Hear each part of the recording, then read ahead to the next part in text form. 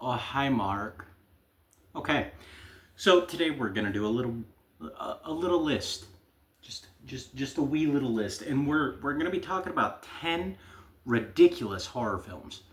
10 horror movies with premises or things that happen in them so utterly and completely ridiculous they're almost guaranteed to tickle your funny bone or some other part of you that is best left unmentioned.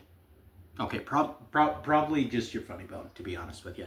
And actually, not all of them are just like objectively funny, but there are funny elements, or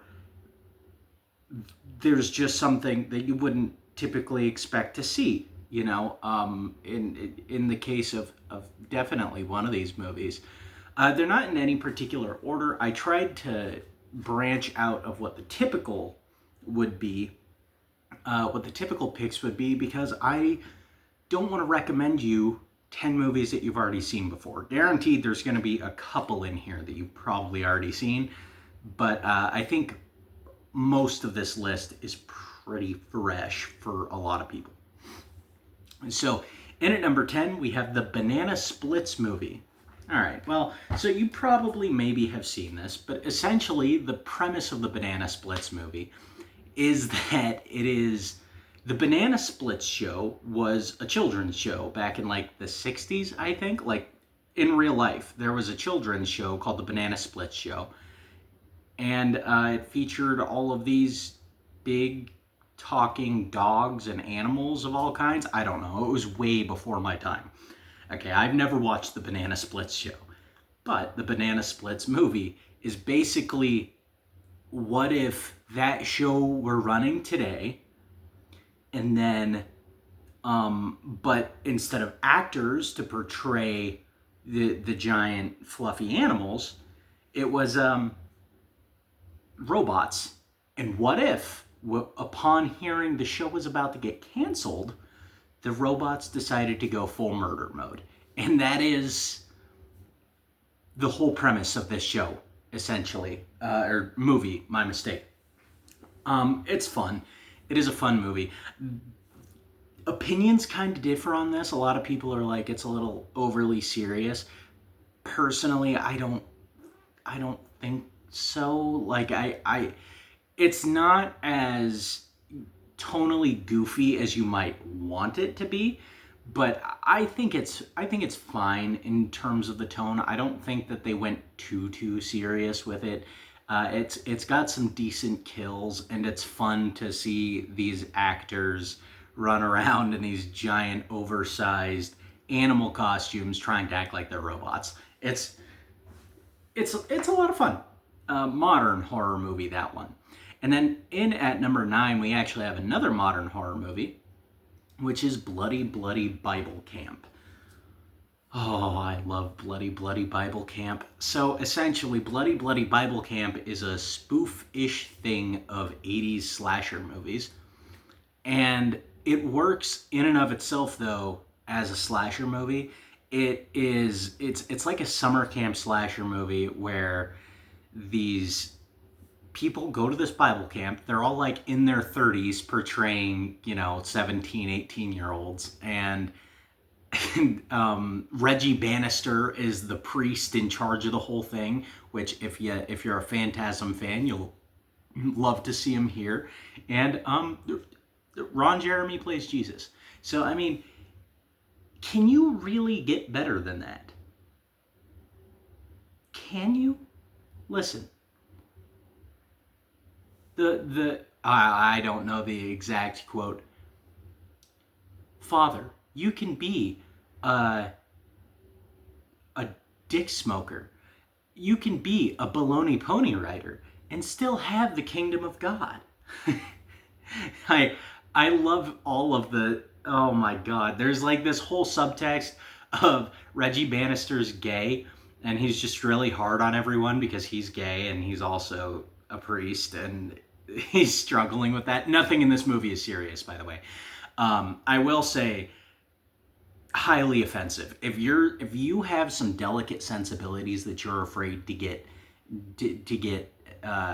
damaged, you're like, I just don't want to be offended, and that's how you walk through life. You probably won't like this movie. But it kind of aims to offend primarily Christians.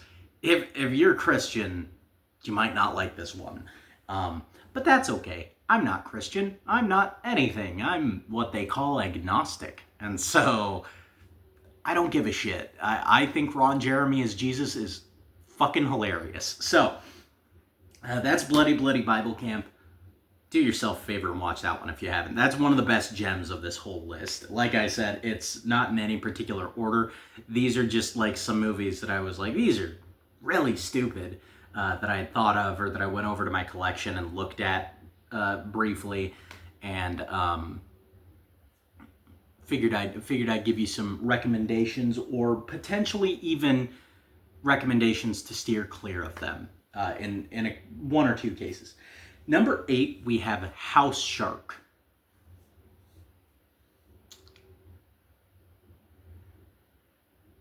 So that sounds classy. And it's about as classy as it sounds, to be honest with you. House Shark is one of the dumbest things I've ever seen in my entire life. We do have 2 killer shark movies on this one. Because I feel like you can't make a list like this without killer shark movies. There are just so many of them, and there's so many of them that are entertainingly ridiculous that, like, if you're not watching killer shark movies and you are an enjoyer of stupid cinema, what are you doing with your life? What are you doing with your life, bud? There's a whole like fucking subgenre that you're not exploring just because. Think about that. Think about all of the stupidity you're missing out on. Bet you feel pretty silly now, don't you? Anyway, House Shark is, well, it's just as the movie title suggests. It's been a while since I've seen House Shark, I gotta be honest with you, so I do not remember the film. However, I will tell you that it might be the dumbest killer shark movie that I've ever seen in my entire life. I watched it with a friend. We were intoxicated. That might have helped a long time ago. And I mean, just the levels of stupidity it goes to, because this isn't a movie that tries to play in the logic of actual sharks. A house shark is just like a fictional thing that the movie made up, so it can do whatever the fuck it wants with it. And it's not just a shark. It's a shark that, it's like a specter. It can swim around in your walls and pop out of your dryer, and it's very dumb. And I love the movie. I loved it on first watch anyway. I need to go back and rewatch it because it is truly something special in the realm of really stupid horror films, in the realm of buffoonery. Number 7 is going to be a little movie called The Killer Shrews. The Killer Shrews is actually an older horror film. It came out in the 1950s or the 1960s. I don't remember which. I believe it was the 50s, because they were all doing that. There was that whole subgenre of like science fiction horror films in the 50s where it was just like, we took ants and we made them big. Hey, so you know spiders? We took spiders. Hear me out. We made them big. So listen, I know this one's going to be a tough pitch, but we took shrews and we made them big. And that's pretty much what this movie is. It's a movie about giant shrews that kill and eat people.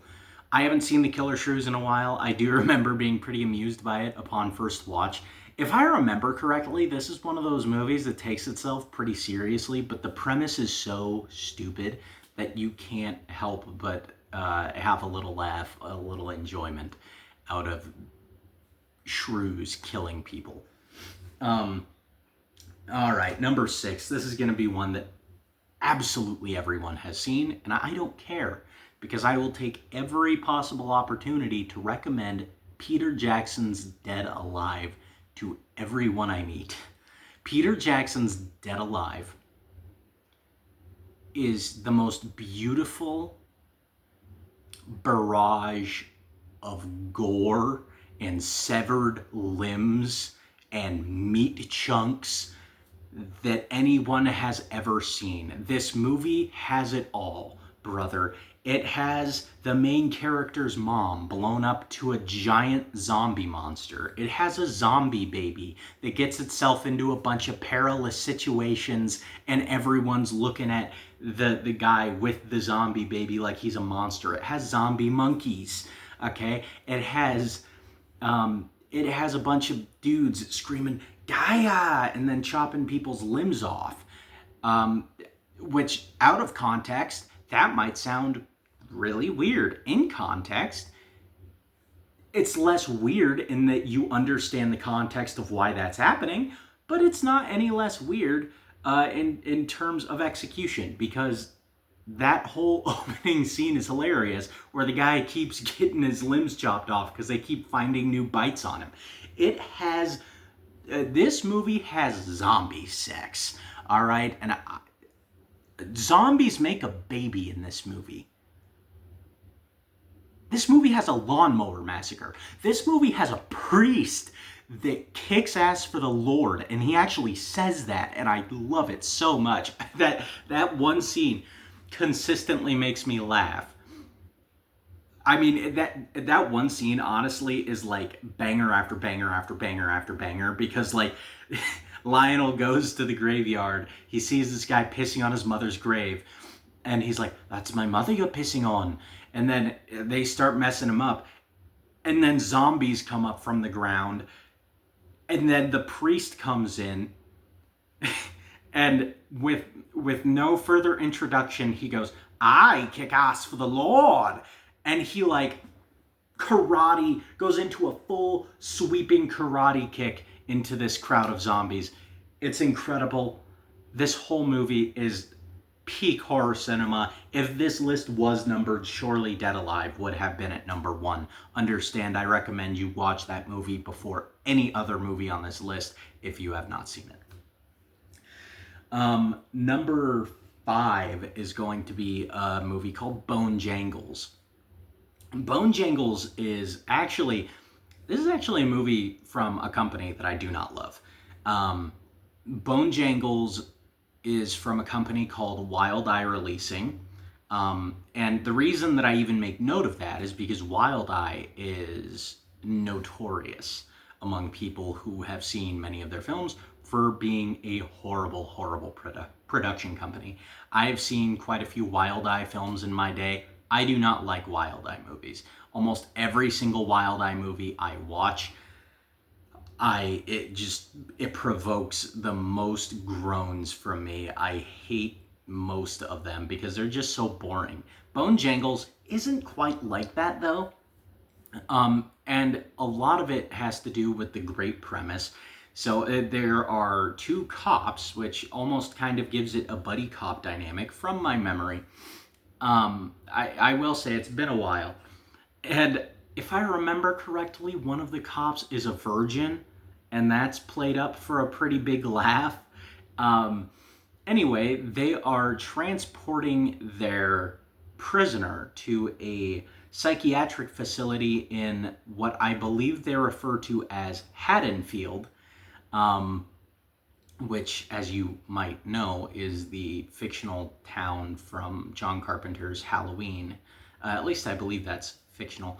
And their prisoner is a serial killer called Bone Jangles, who is essentially like a slasher movie villain in the most traditional sense. He's like a Jason Voorhees almost, but they've managed to capture him and convict him somehow. I don't know. And as they go into Haddonfield, they find the place overrun with zombies. And so it becomes almost slasher movie killer versus zombies. And then they find out that a witch is behind all of it. So this movie is a witch film, a zombie film, and a slasher film all rolled up into one. And it's pretty fun. I will say it's been a while since I've seen it. I can't speak to the quality that much on it because I will say it's still a Wild Eye movie. I mean, there's still a lot of downtime from my memory, but it is actually a fun time. Again, from memory. Number 4 is going to be a movie called Channel 13. Now, this is a movie that I don't know that I would recommend. However, I'll tell you why it's on this list, because I like the movie. But I like it for some some more personal ways. So, Channel 13 is a really special movie, but it's not special per se because of how good it is.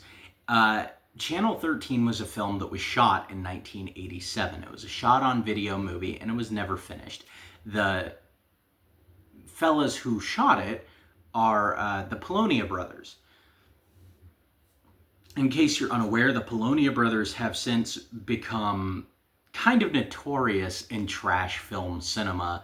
Trash film cinema. Gee willikers. I sure am articulate, aren't I? Aren't I, Pa? I got all them fancy words. They've become very notorious in trash cinema because they make a lot of bad movies. I mean, they've made, I think Toxic Shark was one of them. They've made some bad shark movies. The Polonia brothers have made some just bad movies, a lot of them. But Channel 13 was kind of probably one of the first movies they ever made, because in 1987, they were like 13 and 14 years old making movies with their friends. And so you get this, I have a DVD release of Channel 13, and you get this special little movie that is literally like these kids' home project, but for a kids' home project. And I think that's what elevates it above just like the trash cinema that it is. For a kids' home project, it has actual special effects. It's an anthology horror movie, which is also really fun. And it jumps to other things, and then it has modern footage spliced in there. It is a very low quality movie. So if that's going to bother you, don't watch Channel 13. But if you enjoy the ridiculous concept of, hey, this is a movie that we shot when we were like 13 years old, enjoy, then Channel 13 might be for you. Number 3 is a little movie called It's Alive. Now, I think It's Alive is potentially a movie that you've seen. I mean, a lot of people have seen the It's Alive trilogy. There are a trilogy of these films, and in case you haven't seen It's Alive and you're unaware of what these films are, basically, these are movies about, they're actually social commentaries, or at least the first one is. It's a social commentary on all of the additives and things that are put in our modern food. Which in and of itself doesn't sound particularly ridiculous. You're going, okay, well, that's some George A. Romero stuff. I mean, like to give some social commentary like that, like you would expect these movies, you might have something there. You might. And that something that you might have might be a mutated killer baby. That's what you might have with these movies. Now, the first It's Alive movie is actually played very seriously. It's not played for a joke at all. So if you're looking for full-blown, this is dumb, because the premise of that is very dumb. A killer baby is very stupid. That premise is very dumb, but the movie's played totally straight-faced. But if you like that premise and you want something stupid, go watch Island of the Alive, which is the third film in the trilogy. Island of the Alive is about an island of killer babies where they've just been sending all of the mutant killer babies that have been popping out because of all the preservatives and stuff in our food. And there's just a whole island of them. And they go there to hunt killer babies. It's so good. I'm due for a rewatch of the It's Alive trilogy for sure. Number 2, once again, so this is a movie that is actually on this list because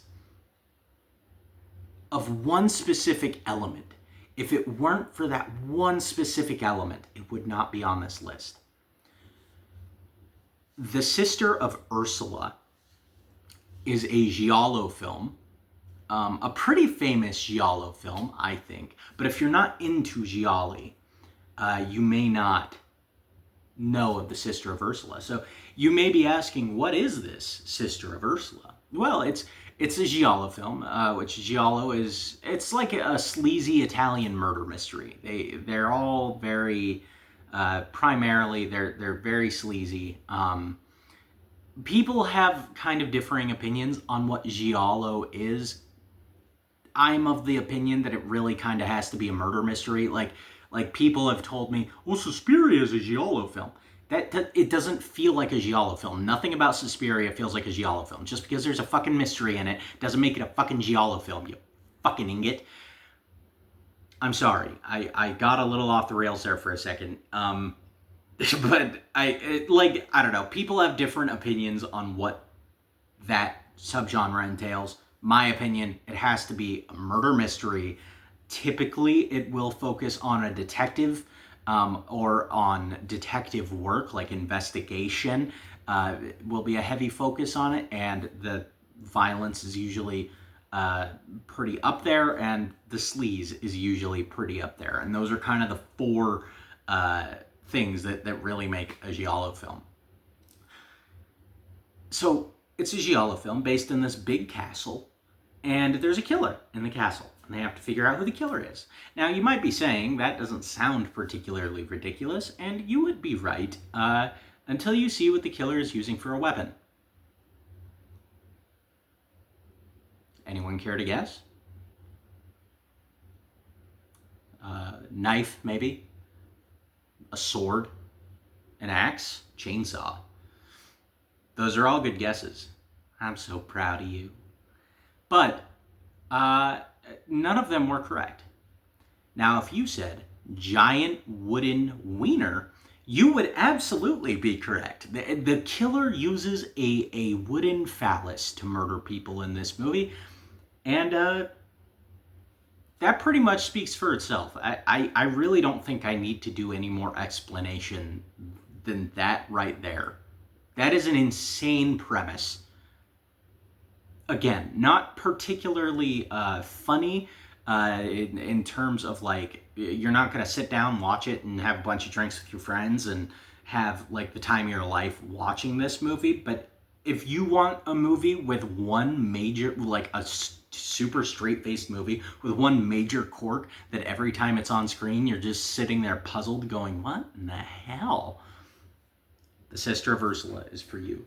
And the last film we are going to be talking about is the other shark film that I decided to include in today's video.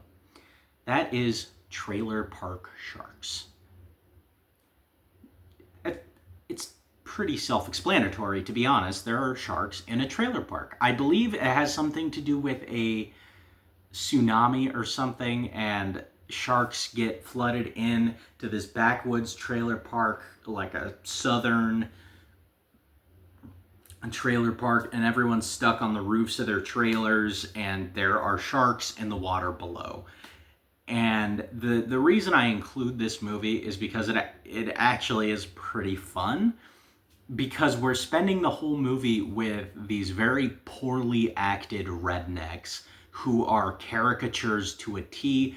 And also, they delivered a line, which I thought was a line that I had only used in previous in previous days, which is, "I will tongue punch your fart box." Don't ask me why I've used that line. it actually, I've never used the line seriously. I've never just been at at a dinner table with my fiance, and that's my way of talking sexy to her. But I would use that.